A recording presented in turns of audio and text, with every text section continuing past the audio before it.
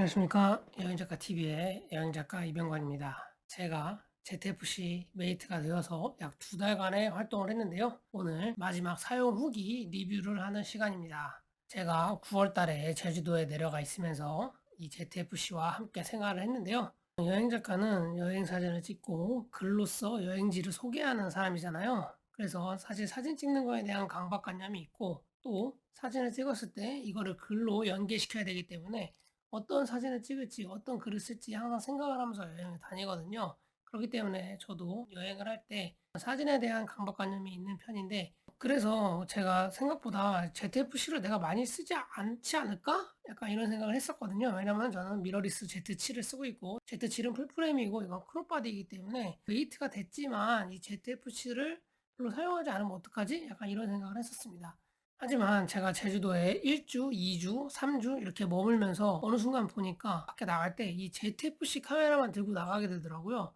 그 이유는 확실히 다른 카메라와는 비교할 수도 없는 이 가벼움 때문에 그랬던 것 같아요. 가볍기 때문에 손에 잡히고 어디를 나가서 길을 걸을 때도 전혀 움직이는 데 불편함이 없었거든요. 그래서 어느 순간 보니까 제가 제 원래 본 카메라보다도 이 ZFC를 들고 다니면서 사진을 많이 찍고 있더라고요. 그리고 역시 동영상도 많이 찍었고요. 그런데 중요한 점이 있죠. 제가 ZFC로 찍은 사진이나 동영상의 퀄리티가 마음에 들지 않았다면 어느 순간부터 ZFC를 들고 다니지 않고 제 원래 본체 카메라인, 제 본 카메라인 니콘 Z7을 다시 들고 나갔었겠죠. 하지만 제가 이 ZFC를 들고 다니면서 찍었던 결과물을 봤을 때 충분히 그 퀄리티에 대한 만족감이 높았기 때문에 굳이 제 원래 본 카메라를 찾지 않고 계속 ZFC를 가지고 다니면서 사진을 찍게 되었습니다. 카메라를 구매한다고 했을 때 가장 처음에 고려하는 조건이 뭘까요? 저 같은 경우에는 돈이라고 생각합니다. 카메라가 고급 장비부터 보급형 장비까지 가격대가 천차만별이기 때문에 처음에 카메라에 입문하는 사람이 카메라를 고를 때 이 가격대가 상당히 중요하거든요. 왜냐면 내가 카메라에 투자할 수 있는 금액이 정해져 있기 때문이죠. 뭐 개인의 차는 있겠지만 처음 입문하는 사람이 카메라에 비싼 금액을 투자하는 경우는 흔치 않거든요. 그렇기 때문에 처음에는 풀프레임 바디보다는 크롭 바디들을 먼저 보게 되시는데 제 본 카메라인 Z7과 이 ZFC는 가격 차이도 상당히 많이 납니다. 렌즈를 제외하고 본체 바디만 보고 생각해도 절반 가격밖에 안 되는데요. 가격 차이가 많이 나기 때문에 사진의 퀄리티, 동영상의 퀄리티가 좀 떨어지는 게 아닌가? 약간 이런 생각이 들 수도 있겠지만 제가 그랬다면 제주도에 3주간 머물면서 Z7보다 이 ZFC를 들고 나가는 일이 많지 않았겠죠. 풀프레임 바디와 크롭 바디는 분명히 차이가 있습니다. 온전히 Z7의 카메라를 대체할 수는 없는 거죠. 하지만 입문용 카메라로서 그리고 유튜브용 촬영 카메라로서는 이 ZFC가 충분히 장점이 있다는 것입니다. 왜냐하면 사진 퀄리티와 동영상 퀄리티 모두가 다 보장되는 제품이기 때문이죠. 카메라를 구매할 때 내가 사용할 수 있는 예산에서 나에게 가장 최적화된 카메라는 무엇인가를 찾게 되잖아요. 그런 면에서 이 가격대의 사진과 동영상을 모두 충분히 만족할 수 있기 때문에 제가 만약에 처음 카메라를 골라야 된다는 입장에 있었다면 저 같은 경우에는 당연히 이 ZFC를 고를 것 같아요. 스펙도 스펙이지만 이렇게 디자인도 클래식함이 묻어나는 예쁜 모델이기 때문에 더 마음에 끌렸겠죠. 저는 오히려 9월에 제주도 내려가 있으면서 ZFC로 운전을 하면서도 찍어보고 비가 오는 날에도 찍어보고 동네를 산책하면서도 찍어보고 이렇게 다양하게 ZFC로 영상과 사진을 담았습니다. 잠시 제가 어떤 영상과 사진을 담았는지 보면서 이야기를 나눠보도록 하겠습니다.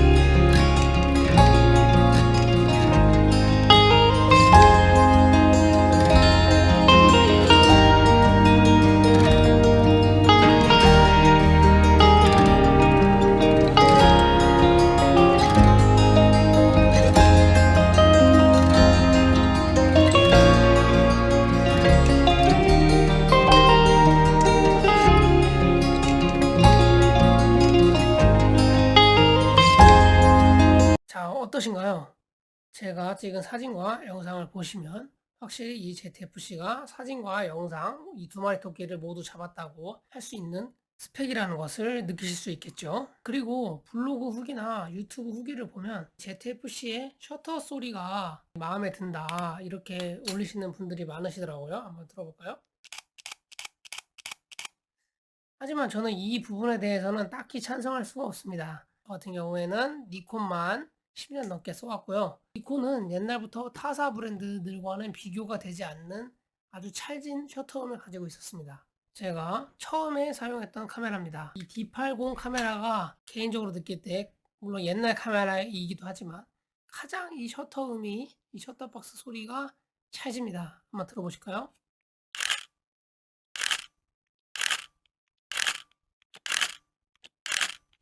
벌써 소리의 결이 다르지 않습니까? 두 번째로 사용했던 D610입니다. 이 카메라의 셔터 소리도 한번 들어보시죠. 자, 어떠신가요? ZFC의 소리 한번 다시 들어보면서 비교해 볼까요?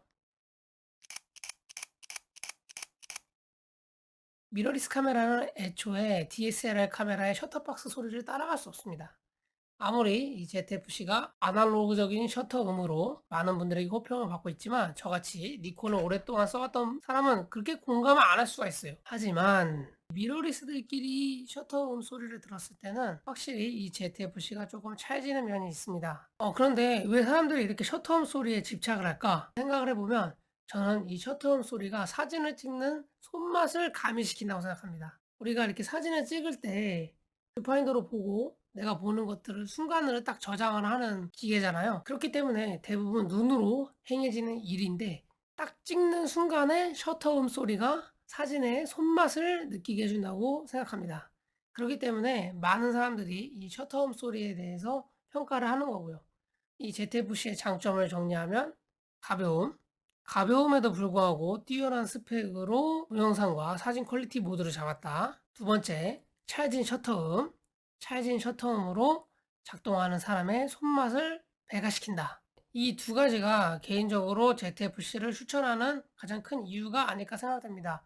그리고 이 클래식한 디자인이 마지막 방점을 찍죠. 이 디자인까지 실물을 영접하고 나면 구매를 안 할 수가 없으실 것입니다. ZFC는 처음 카메라에 입문하는 사용자가 자신이 원하는 퀄리티를 충분히 구현해낼 수 있는 제품이면서 또 무게도 가볍기 때문에 여자분들도 쉽게 사용할 수 있다는 점이 좋다고 생각합니다. 이상으로 ZFC 관련 마지막 영상을 마치도록 하겠고요. 그리고 저는 이제 이 니콘 제품만 10년 동안 써왔잖아요. 니콘 충성 유저로서 제가 이 ZFC를 쓰는 이 두 달간은 좀 더 사진에 재미를 느끼는 시간이 아니었나 생각됩니다. 일로 하다 보니까 평상시에 사진을 잘 안 찍게 되는데 이 ZFC를 통해서 그냥 가볍게 집 앞에 나갈 때도 들고 나가서 스냅 사진으로 차차차 찍고 하면서 오히려 내가 처음에 이런 게 좋아서 사진에 입문을 하게 됐고 카메라를 점점 더 업그레이드를 하게 됐구나. 제가 처음 카메라를 사고 카메라를 들고 출사 갔을 때의 느낌을 느끼게 해준 약간 첫사랑 같은 카메라가 아닌가. 그때의 설레임을 느끼게 해준 카메라가 아닌가 생각됩니다. 그래서 저에게도 굉장히 뜻깊은 시간이었습니다. 저는 그럼 다음에 다른 영상으로 다시 찾아오도록 하겠습니다. 지금까지 시청해주셔서 감사합니다. 니콘 ZFC도 이제 안녕.